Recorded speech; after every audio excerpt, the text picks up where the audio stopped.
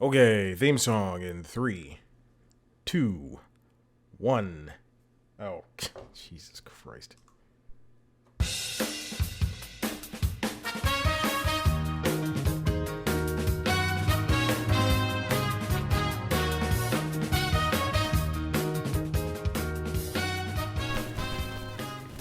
Welcome into this episode of News Time, episode 252. I genuinely forgot to how I do these things. I had an interview with Josh Johnson, comedian Josh Johnson, last week, talking about his new comedy special, the likes of which I will find the title to right now. The title is called Up Here Killing Myself. It's a comedy special where Josh Johnson transforms an hour of talk therapy about his relationships with money, black mental health, his father, and a stalker into an hour of stand-up. The special launched on Peacock last week, I believe. I think the day I talked to him, it was on Peacock. And you can watch it there for all of its glory. I've spoken to Josh once before, several years ago. And he remembered me, and I remembered him, and it was a whole great thing. He's a nice guy, very funny comedian, and it was interesting to see a different. I'm a fan, and I don't want to say gimmick, but I'm a fan of different ways to do a stand-up special. And he wrapped his around the idea of therapy, and that is, did I say half an hour of talk therapy? It's an hour of therapy. I feel like I feel bad for not if I'm looking at the copy and I'm not getting the right words down. But I love the idea of mixing up the way comedy is done, and this is the way it's done. So he'll do like an interstitial moment with a therapist, and then that'll go right into the stand-up bit that he's doing. You should check it out.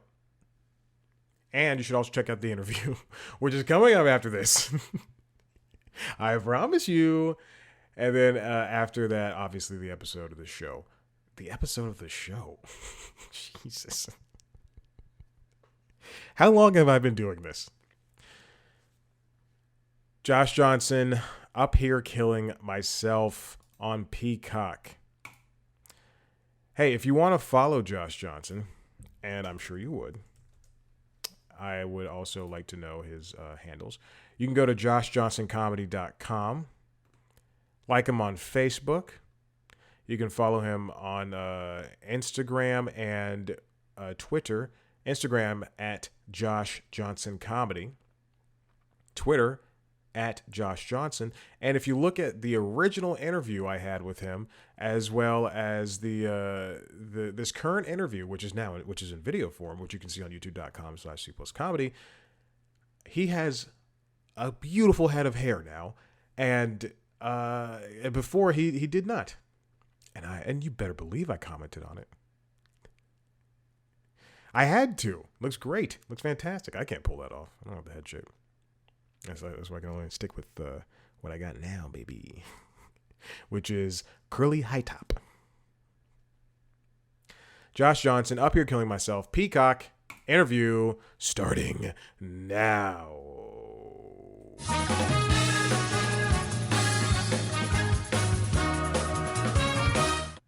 And, well, it was very strange. Welcome back to the Constitutionals Podcast. I'm your host, Chad White. If you didn't know, this is the premier podcast for the website, cpluscomedy.com. Like I just said, it's a website. Go there. Here we are, episode 253. That's right, baby. I'm adjusting the levels still as we get into it. What's going on with me? I just rewatched Star Trek Beyond. Just rewatched the last 3 Star Trek movies. The Kelvin timeline, as they're known. I have nothing to add to it. I just like those movies. They're very shiny and they're very fun, and everybody is so beautiful. They're a great set of films. What else is going on? I don't have anything going on with my life. Nova's asleep, taking a nap. I was once at that point too, but now I'm awake. Let's get on to the stories. This first one comes from Engadget, written by Chris Holt. Microsoft is putting Xbox games on GeForce Now in an attempt to win over regulators. If you didn't know, Microsoft is currently in the acquisition phase of Activision Blizzard. They're the ones Activision Blizzard does World of Warcraft, Call of Duty. Am I correct in thinking that Blizzard does World of Warcraft? I think they also do Overwatch too. If they do World of Warcraft, they definitely do Overwatch. I played Overwatch 2 for a couple of months. I don't like multiplayer games. I played it for a couple of months, and it is just Overwatch 1 with newer things, which is fine. But I'm glad it's free. I'm getting choked up. Getting choked up about it.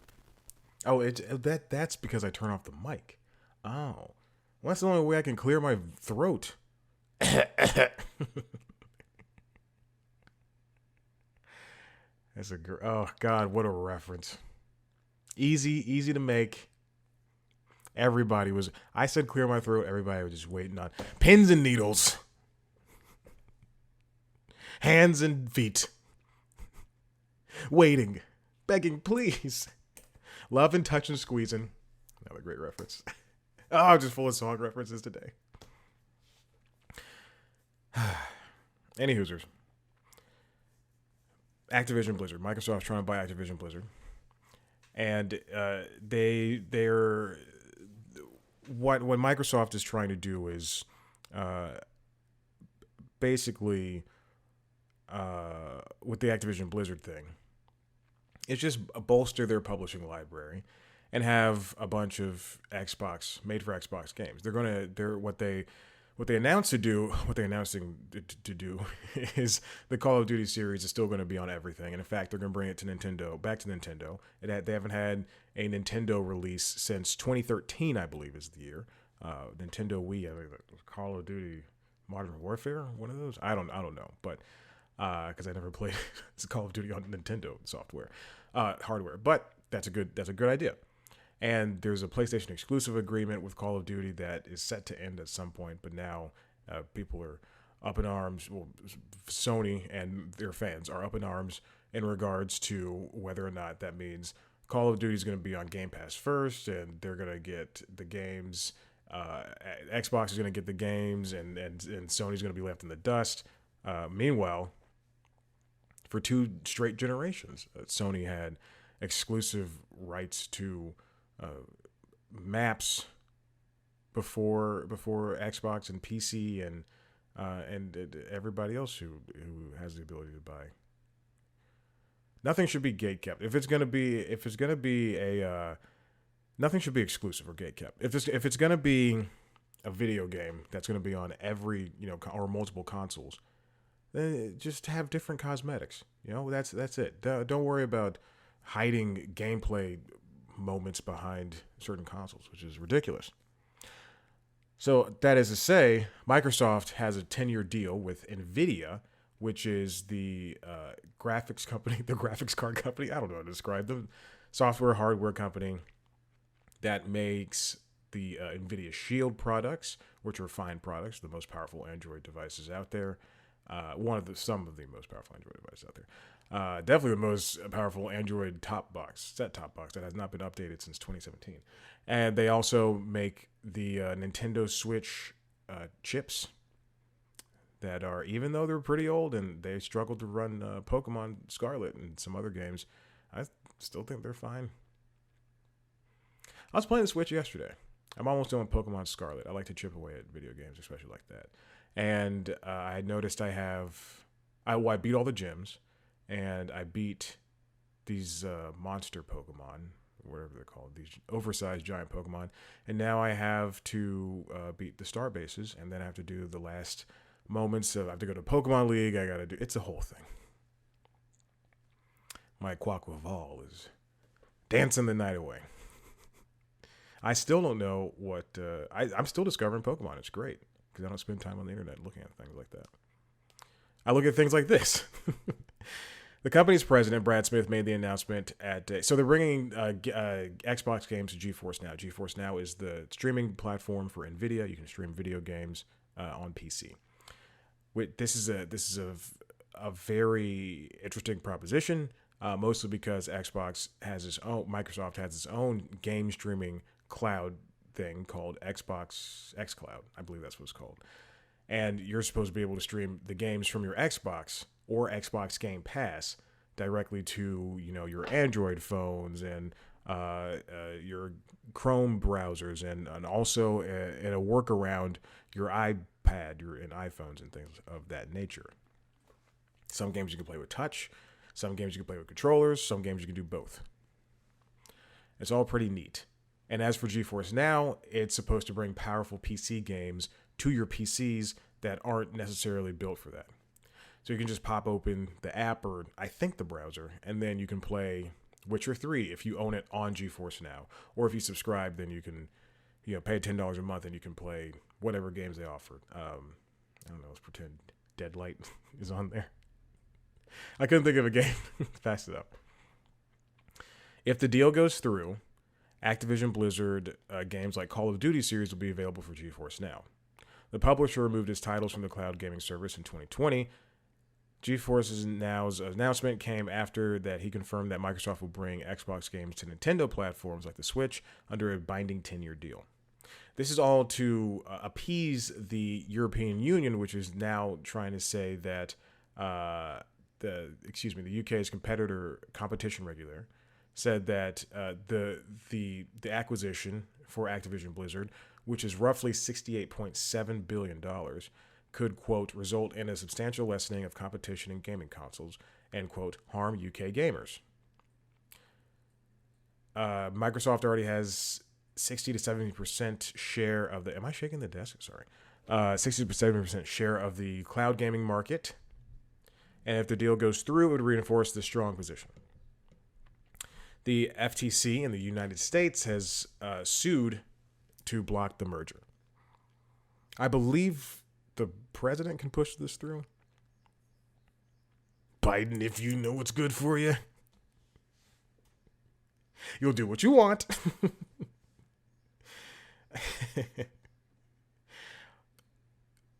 I mean, this no doubt is kind of a monopoly in terms of gaming. But I mean, if we look across even like a different industry, if we go to Disney and the film industry, if we go to Apple and its own iOS ecosystem, which is also that the European Union was like, hey, you shouldn't be able to have one app store, and also put USB-C on your phones, which is maybe coming.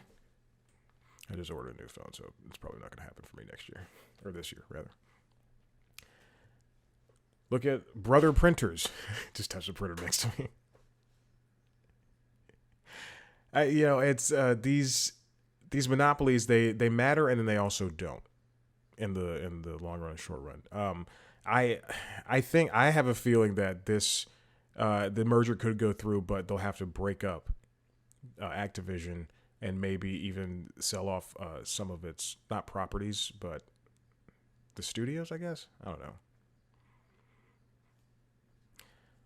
But Microsoft looks like it's trying to, it looks like trying to appeal to the health of the gamer as opposed to trying to hinder it, as the EU has put it.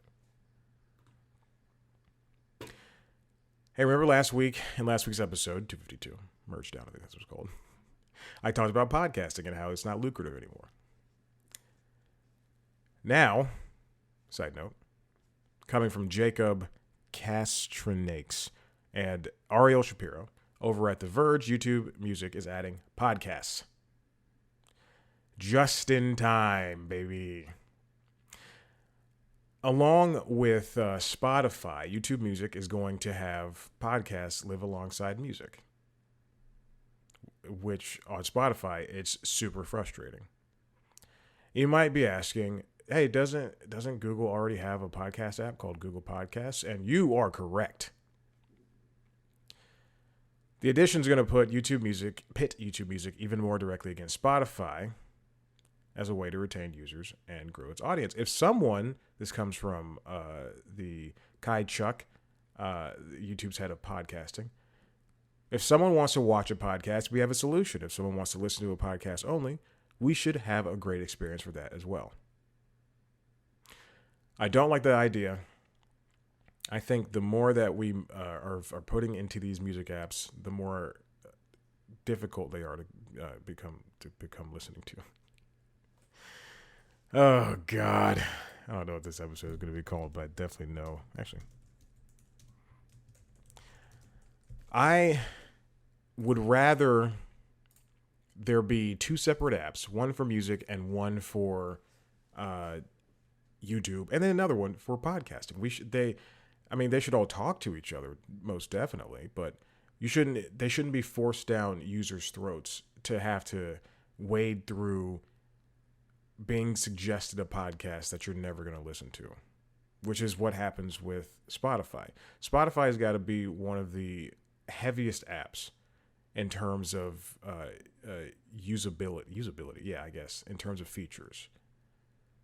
If it just had a Spotify music app, I think that would be great. Like Spotify Live was for live shows, and that we saw how well that panned out. But in this regard, it kind of feels like a super app, which I mentioned a couple of times, which are apps that have all these features in it that people barely use. And someone could obviously just like not be using Apple Podcasts or what do I use? Pocket Casts. And they could just be happy with Spotify and Spotify Podcasts, and or it's not called Spotify Podcasts, but podcasting on Spotify, and that could be the app they use. But it's something that being forced to use, like on YouTube Music, they have anything that you like on YouTube is going to pop up on YouTube Music. So I could watch a review for Harry Potter's Legacy, Hogwarts Legacy. That's what it's called, Hogwarts Legacy. I could watch a review for that. I could watch a review for the S23 Ultra. And if I like that video and it has some element of music in it, then that's going to pop up on my YouTube Music. Or if I make a playlist of videos of, of late night monologues, that's going to pop up on YouTube Music. And then if I make if I like a music video on YouTube, that's going to pop up YouTube Music. And then if I like something on YouTube Music, that's going to pop up on YouTube. And that just kind of that kind of ruins usability for everyone. It should be something you should be able to toggle on and off. If they just focus on music, get the bit rate down, right? Get better ways to look at your downloads. And this goes for everybody across the board.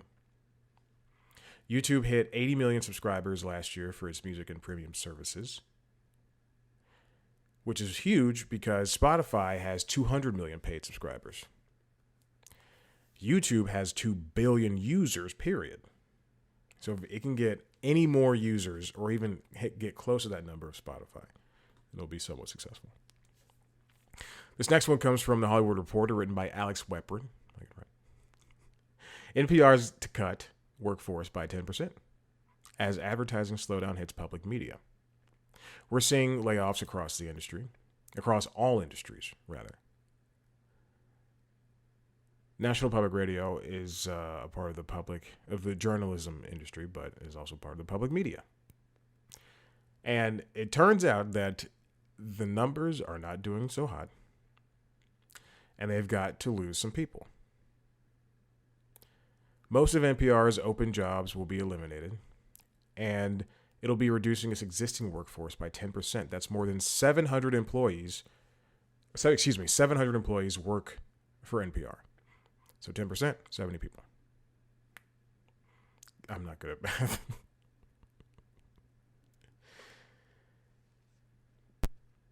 It's also been suggested that the necessary job cuts will result in more refined mission for NPR, in a more refined mission for NPR as an organization. Which, I mean, anyone could probably say that. It's already canceled a couple of podcasts. The advertising in the industry, advertising industry just for television, we'll talk about in a second, and for Just news has just been not good as of late. In a looming recession, the threat of a looming succession. Did I say Succession? I'm sorry. I'm thinking of Succession. It was canceled. Oh, not canceled. It's ending. It's ending at season 4. The creator said it's gonna end, and I am saddened. I wish we could get. I wish they asked him. He said HBO Warner asked him and said, "Hey, we're with you. Whatever you want to do." I wish he said 1 more season, 2 more seasons, or 1 more season after this. 5 seasons would be great. 4 seasons is fantastic. 5 seasons would be even better. NPR. This comes from the memo from NPR's CEO John Lansing. I'm just looking at the numbers here. They created a plan to address a $20 million sponsorship revenue fall off for the fiscal year of 23, but they're now projecting at least $30 million shortfall. They've already cut $14 million in expenses, including freezing the majority of vacant jobs, suspending paid internships and fellowships, and restricting non-essential travel. 65% of the budget supporting personnel costs. They're going to need to eliminate many of the vacant positions that have to be frozen, which means people are going to have to work harder.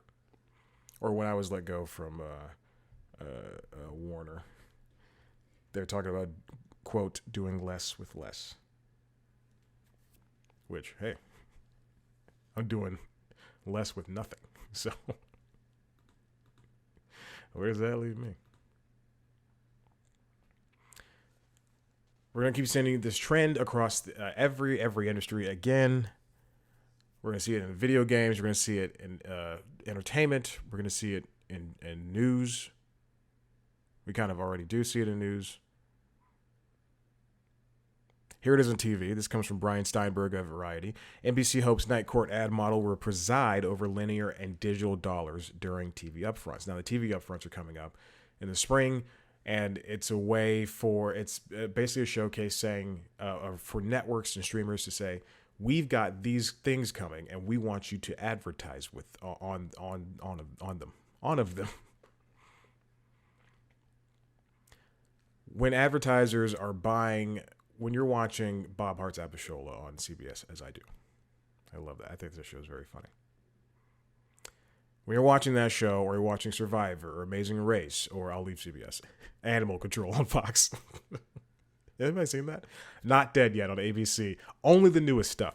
When they see new shows like that, and when they see old stalwarts like the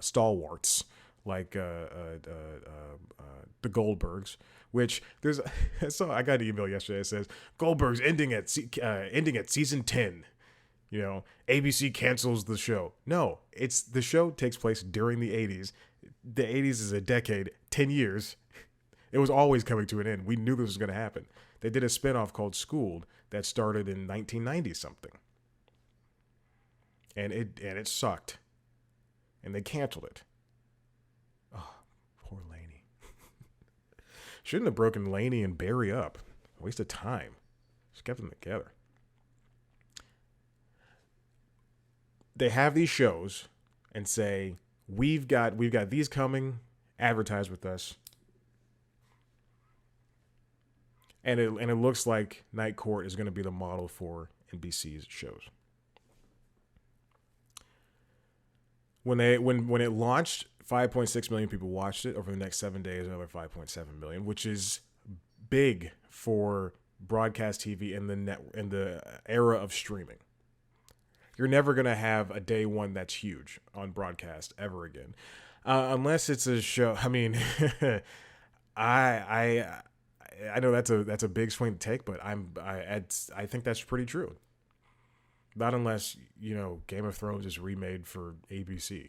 I can't imagine something topping anything, like topping what Friends used to have, or what Big Bang Theory used to have. While series ratings have ebbed as it moves deeper into the season, Night Court may be emblematic of the new ways in which TV networks are pitching their programs to advertisers. To be sure, NBC is seeking around $200,000 for a 30-second spot for its linear broadcast of Night Court. But the dollars a network can pick up on streaming, while typically representing less in overall volume, are extremely significant to the media economy's overall health.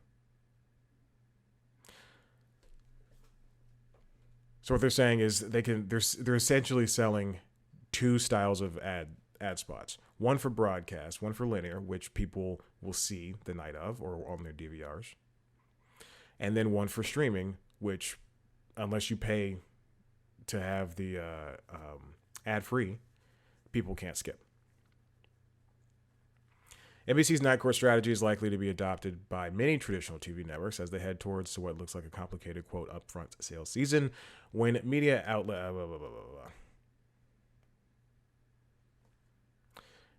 ad dollars are going to be smaller for the upcoming the 2023-2024 television season. Not necessarily a recession, but it's going to be a lot smaller. Which means they're going to be asking for basically the same or a little bit higher amount of money, and they're not going to be as picky.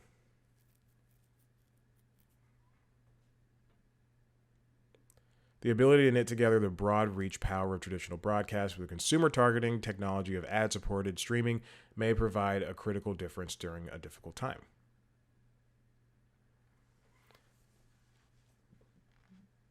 That's like, you wouldn't advertise wrestling. Hold on, let me throw that out. You wouldn't advertise, let's say I watch Tubi, and I'm watching Freakazoid on Tubi. I mean, it's the only place to watch Freakazoid.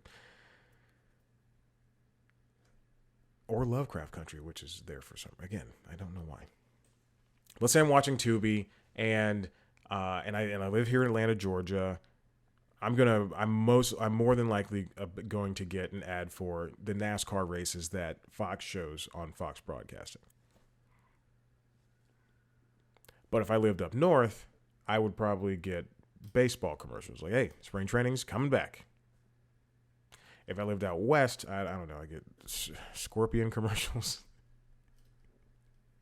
The Gold Rush.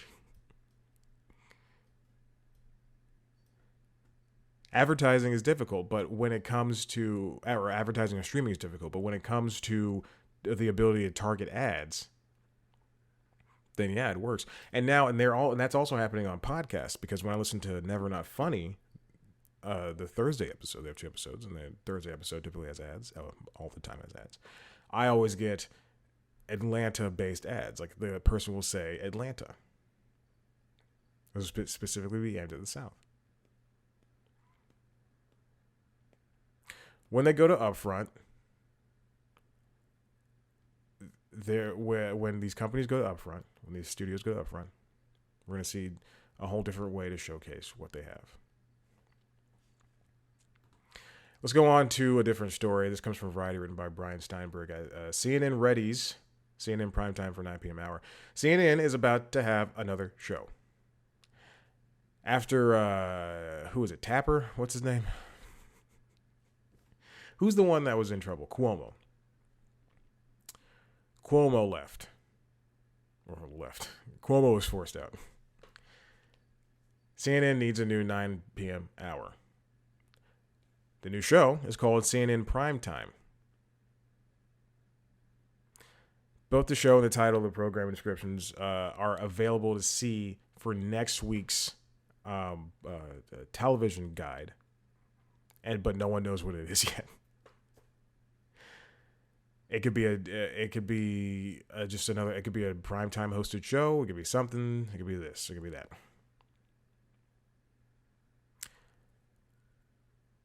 On Thursday of this week, excuse me. This is the last week's article, so that means this is for this week. So CNN Primetime has already aired. But what it was for Thursday was a town hall. It was talking about the train crash in Ohio, I believe that's what it's called. So that was the town hall for the Thursday episode. There's another description entry that says that there's a one-on-one interview between a newsmaker and anchor Don Lemon. So as it turns, what it looks like CNN prime time is right now is basically a showcase of what CNN can do. It's the place where they can throw long form things without ruining the timing of shows. Because sometimes you'll have a State of the Union that'll come on a Monday or Tuesday night, and that's 45 minutes you have to cut out of your schedule plus another hour to discuss it. So that's two and a half hours. Let's be safe for them to discuss it. Or there's a town hall in regards to some shootings that happen in town, or for that train derailment, or there's a big interview that they have exclusive chance for. There's a Mike Lindell interview on CNN. Thanks, Wolf. That's as far as I could go with that Mike Lindell interview impression. I mean, will you get the pillows? That's it. That's all I got. I don't know what to say. We have receipts. He didn't win the election. Just pointing to a pillow that has the election results on it. Biden didn't win. Trump is the real winner. All right. I got a Mike Lindell in the back pocket. No.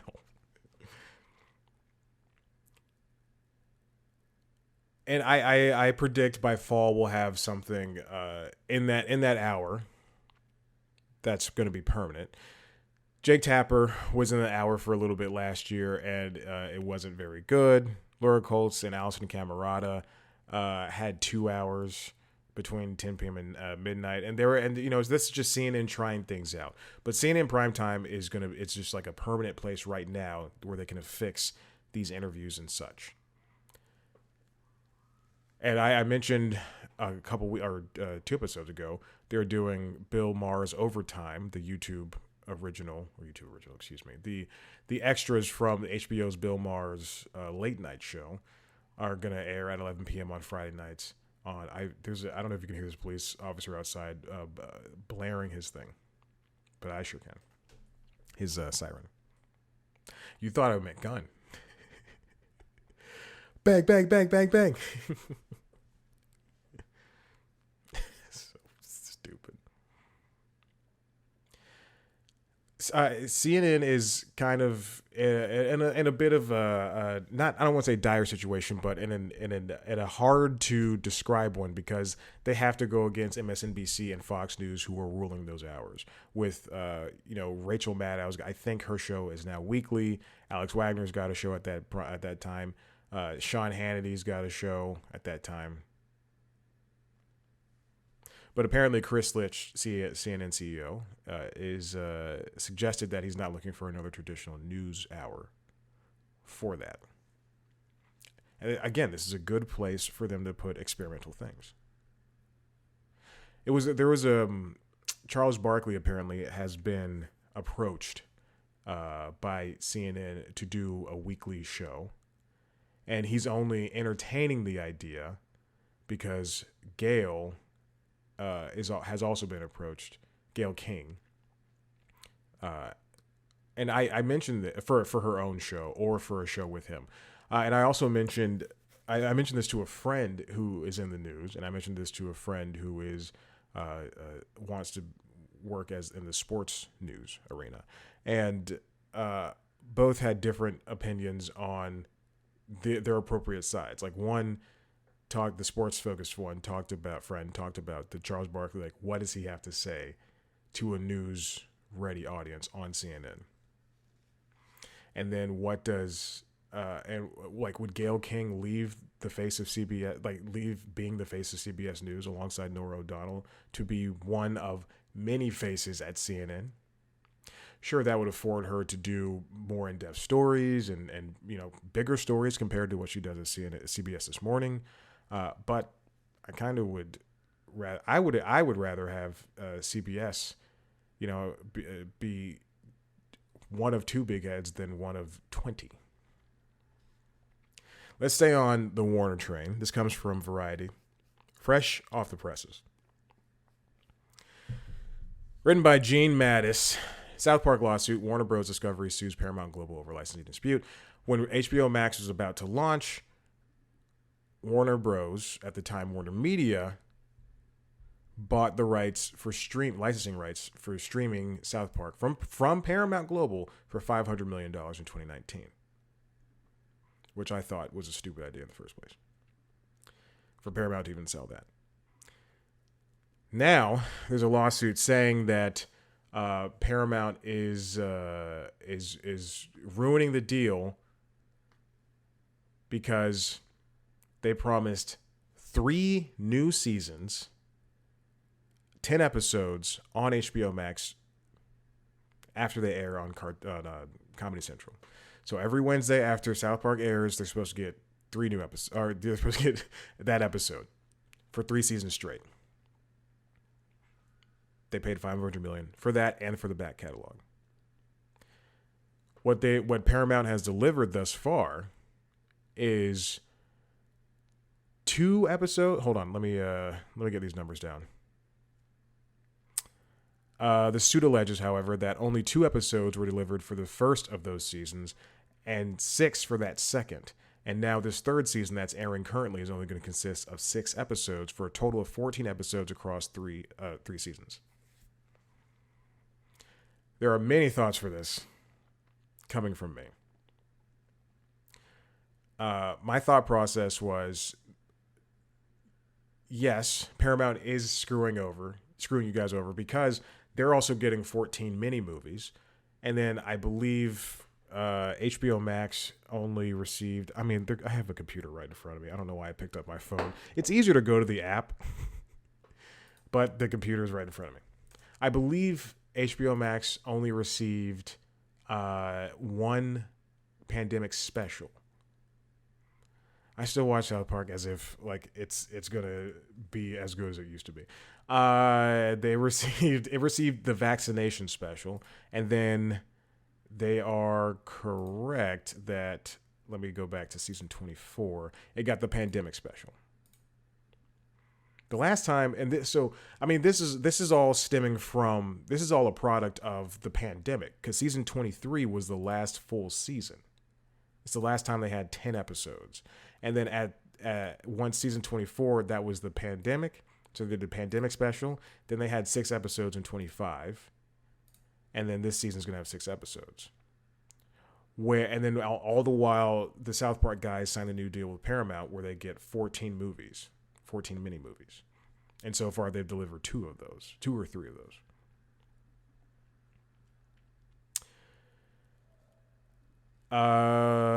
The suit alleges that new episodes are far more valuable than old ones and that therefore HBO Max dramatically overpaid for the library. Yeah, you did. You really, really did. You should have just left it up to Disney so they can keep it on Hulu. Or, Paramount should have just kept it for themselves. You know, be the home of Beavis and Butthead and South Park. Meanwhile, in 2021... they signed a $900 million deal with Trey Parker and Matt Stone for exclusive South Park shows that would run on Paramount Plus. In the press release, an MTV executive was quoted as saying the deal would, quote, help fuel Paramount.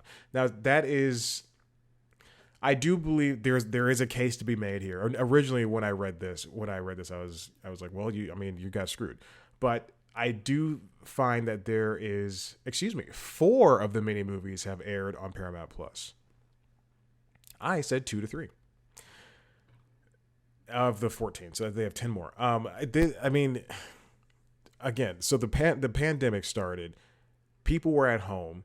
Yes, South Park can be made on computers at home, but we just saw a decline in movies and television shows for that period of time.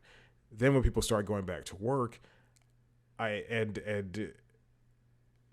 that point, that's kind of where it all changed, where South Park, okay, well, we can only make 1 episode for this 1 season. That's understandable. But for the next season, 6 episodes, that's where Warner has a case. I'm no lawyer.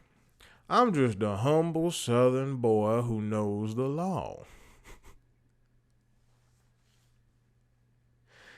But when it comes to Paramount, they signed a separate deal with these guys, and they paid the premium price for it, and it kind of doesn't make sense. Almost $1 billion, and people can't get jobs. You know, Jesus, they're already billionaires.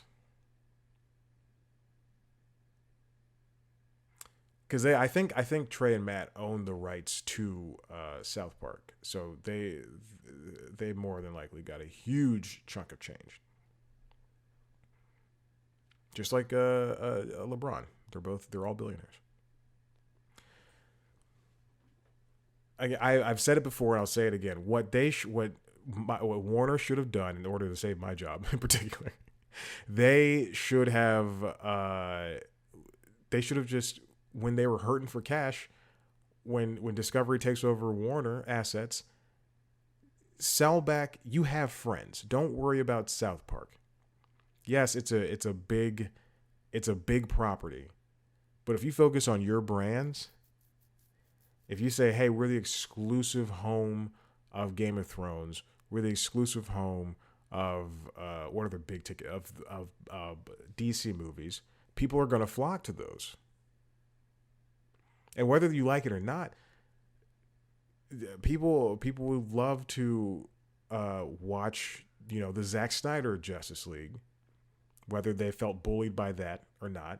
People would love to see you champion the Batgirl movie, but instead, you go on and put things out like Velma, which again, I think Velma is not as bad as people were saying it was. I mean, trust me, it was bad, and there are a lot of jokes where I was like, ugh, yikes, but hey. And I mean, I would love to see the numbers that they're receiving on South Park. Because it is tough to go back, because South Park is so huge, and it's the same issue I have with The Simpsons, like rewatching The Simpsons on Disney Plus or going through, Family Guy on Hulu, is that there's so many seasons to scan through that it's hard to find, what you want, especially because on HBO Max they make it so difficult to get through. If I'm on season 26, I want to go back to season 9. On a computer, fast. On a TV set, hard. TV set, Jesus. I miss when they did 14 episodes. And I miss when it was funny. That was just kind of hateful. So I think they both screwed up in the long run. And his final story comes from The Hollywood Reporter, written by Alex Rittman. After BAFTA's mostly white winners, experts say focus should be on the UK film industry. So the British, I don't know what the BAFTA stands for. The British Academy Awards, essentially, happened. And 47 of the 49 winners are white. Guillermo del Toro and Florencia Martin are Latinx. Guillermo del Toro is particularly Mexican, but he's white passing. And he only hires white actors. That's very true. When's the last time he hired a person of color? I'll go back and say it. Guillermo del Toro. I forgot how to spell his name. The last time he had a person of color in a movie was The Shape of Water, and that was Octavia Spencer. Octavia, it's all the same thing. No, Pacific Rim. No. Shape of Water. Shape of Water was the last time we had a person of color. I didn't see it in Nightmare Alley because there was no people of color in it, and I did not see Pinocchio because there's no people of color in it. How do you have a movie that is fully animated and not one person is colored? The closest person that is colored in this entire movie is Ron Perlman. If you tell me he was something, I'd be like, all right, I guess he is. I'm not going to watch that movie. And that's the one he probably won for. The sharp criticism that landed was in stark contrast to the praise BAFTA had received, some of it just days earlier, over its nominees, which were a hugely diverse set of names and titles. Almost 40% of acting slots were taken by non-white individuals, including many snubs from the AMPA's voters. I don't know what that... I guess that's the American... I don't know.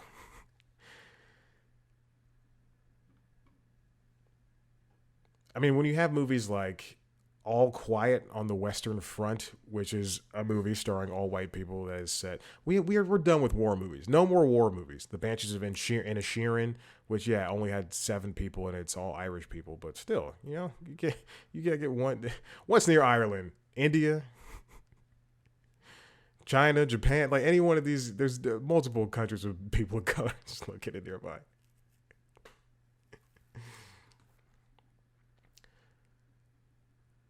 BAFTA has also, just like the Oscars, been in this situation. They had their own quote unquote BAFTA's so white controversy, where all of the acting nominees in 2020 were all white. I mean, this is just going to continue to happen because the UK film industry continues, and television industry as well, continues to make movies starring the people that make up the majority of that industry. Look at Tar. Yes, it's led by a woman. Yes, I'm sure it's fantastic. There's no people of color in that movie.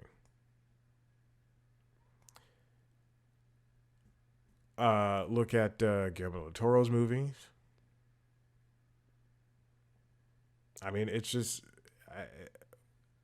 you can't be accepting of something that you can't be mad at something rather that you have control over.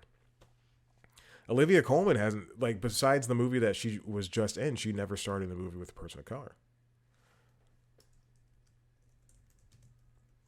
I'm correct on that. What's the movie that's called? Jesus. And people love her, and that's great. I'm glad. Is it Puss in Boots? No, it's Empire of Light. Yeah.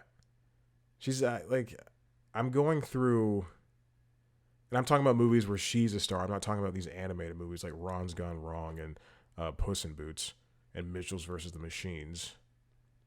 The Father. Yes, it's about a family. The Favorite.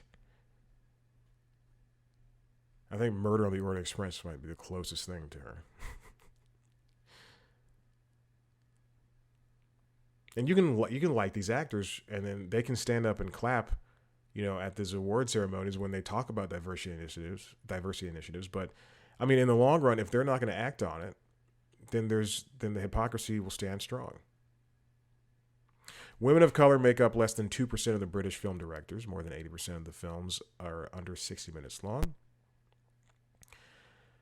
Black, Asian, and minority ethnic individuals were, quote, twice less likely to get department head and key off-screen roles.